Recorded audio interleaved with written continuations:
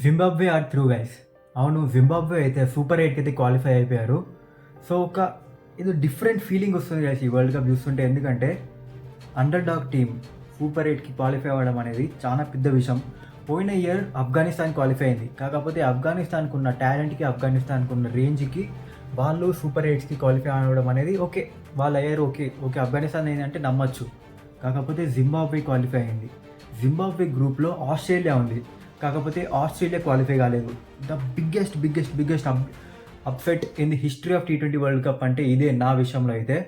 ఎందుకంటే mighty Australia, మీరు అనొచ్చు బ్రో ఆస్ట్రేలియా బౌలింగ్ లేదు బ్రో, హేజల్వుడ్ లేడు, స్టార్క్ రిటైర్డ్, వాళ్ళ బౌలింగ్ లేదు, అంత వీక్ ఉంది. కాకపోతే బ్యాటింగ్ డెప్త్ గైస్, నెంబర్ 8లో కూపర్ కాన్లీ వస్తున్నాడు వాళ్ళకి. ఆ డెప్త్ చూసారా? ఓకే ఇంజురీస్ అయ్యాయి వాళ్ళకి, ఒప్పుకుంటాం. కాకపోతే సూపర్ ఎయిట్కి క్వాలిఫై అవ్వడం అనేది ఒక బేస్.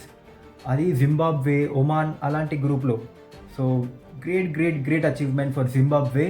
అండ్ ఇండియా షెడ్యూల్ ఏంటిదో తెలుసా ఇప్పుడు సూపర్ ఎయిట్స్కి? 22nd Feb India versus South Africa, 26th Feb India versus Zimbabwe, 1st March India versus West Indies. So ఇండియాకి అయితే ఆల్మోస్ట్ సెమీఫైనల్ క్వాలిఫికేషన్ పక్కా అని చెప్తా. సో ఒక్కటే ఒక ఛాలెంజ్ వాళ్ళకి ఏంటిదంటే India versus South Africa. So ఆ ఛాలెంజ్ కనుక వాళ్ళు క్లియర్ చేశారంటే వాళ్ళకైతే పక్కా సెమీఫైనల్ స్పాట్ అయితే బుక్ చేసుకోవచ్చు. సో ఛానల్ సబ్స్క్రైబ్ చేసుకోండి ఇలాంటి వరల్డ్ కప్ అప్డేట్స్ కోసం. వీడియో లైక్ చేయండి. నెక్స్ట్ వెళ్దాం, అందరికీ బాయ్.